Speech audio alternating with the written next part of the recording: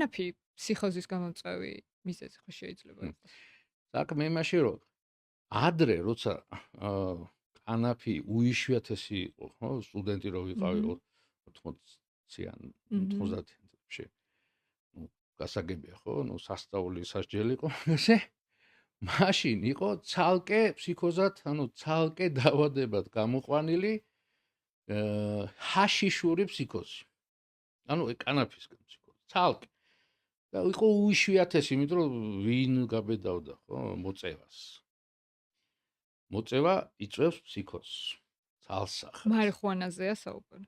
ცალსახად. ისე როგორც სხვა ნარკოტიკები, მაგრამ ყველაზე ხშირად მარიხუანა, კანაფი. იმიტომ იყო ესე ჰაშიშური დაარქვეს.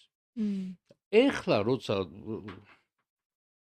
მერთო რაღაც ისეთი მესმის რომ რამის ყოველ მეორე წევა გოგო ბიჭი ახალგაზრდა ჩემი თოლა ეხლა როცა უმეტესობა ფსიქოტური მდგომარეობის კი არა ფსიქოზების არის განპირობებული ამ კანაფით კაცი შვილი დიაგნოზი არ წელს ჰაშიშურ ფსიქოზს აი სასწაული